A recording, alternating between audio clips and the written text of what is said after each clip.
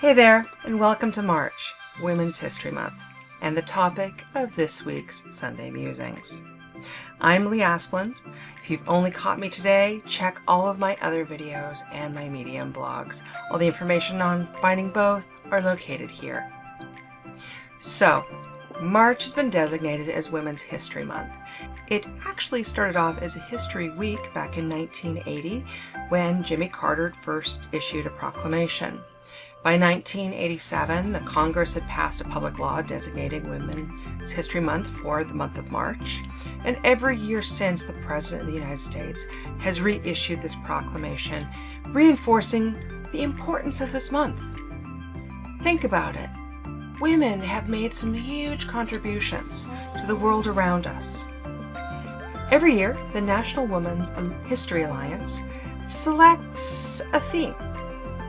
And they're interesting and they're unique and they're pretty specific about the challenges faced and changes that have been achieved.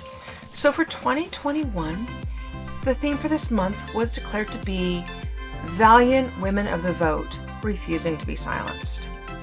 And I thought it would be kind of cool to pick out a couple women that I thought personified valiant women refusing to be silenced, pushing for equal rights for women. So let's start off with Emily Murphy. Probably somebody you haven't heard about, but as a Canadian, I do need to highlight one of the women whose stories I grew up hearing about. She's kind of controversial about some of the aspects of her life, but part of it was because she was a women's rights activist. She was known as one of the famous five. And really, she was the first female magistrate within the British Empire within Canada. She's also probably best known for her work as a suffragist and her role in the famous Persons case. You can read more about that by checking out the Medium blog. So she also wrote a ton of books under the pen name of Janie Canuck, which is kind of amusing since she's Canadian. The next woman I want to point out is Elizabeth Stanton. She was an abolitionist, a human rights activist, and one of the first leaders of the women's rights movement. She came from a background of privilege and decided that she was going to use her privilege to help others. And so she used it to fight for equality for women, not just for the right to vote, but for equality in all things. She was very close with Susan B. Anthony and worked hard on the women's rights to vote, but she was kind of put to the back because she had some pretty controversial beliefs that the women's right to vote movement was a little concerned would detract from them, including her belief for reproductive self-determination for women and women being allowed to choose their own sexual freedoms. She helped write something called the Declaration of Sentiments, which was a document modeled after the Declaration of Independence that was going to lay out what the rights of American women would be and should be. Next, Alice Paul. She was one of the more vocal leaders of the 20th century suffragette movement. She advocated for and helped secure passage of the 19th Amendment to the U.S. Constitution, which granted women the right to vote.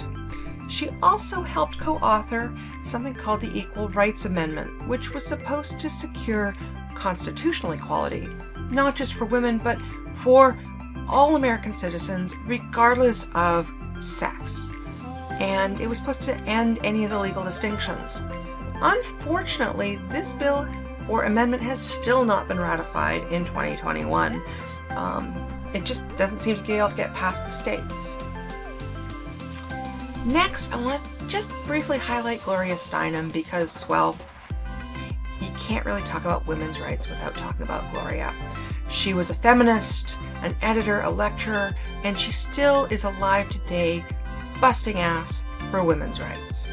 She currently serves as the consulting editor for Ms. Magazine, which she co-founded in 1972, and she's on the board of directors for the Women's Media Center. She is still incredibly passionate and active about women's rights. Like I said, still today. And then we have Ruth Bader Ginsburg, who we sadly lost last year. It was a big gut punch because she was an icon and one of my personal idols. She spent most of her career advocating for gender equality and women's rights, and she was on the U.S. Supreme Court for a number of years since 1993 and was dubbed the notorious RGB.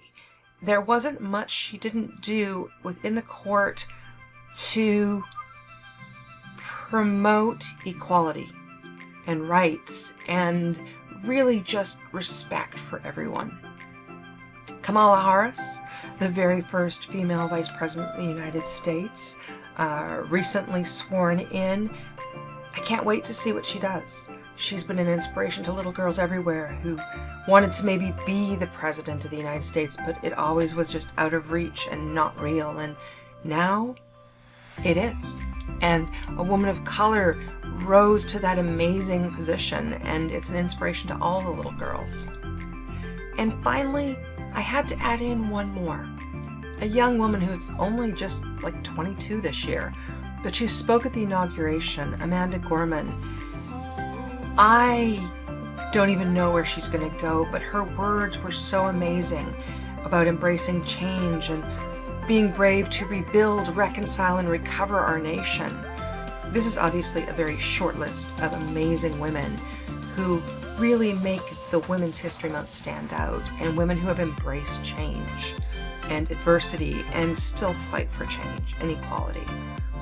These are just a few that I picked out. I would love to hear about those that you feel should be honored in this list, because I know there's more. Let me know your thoughts. Let me know your favorite women, and feel free to pick a time to chat with me. See you next week.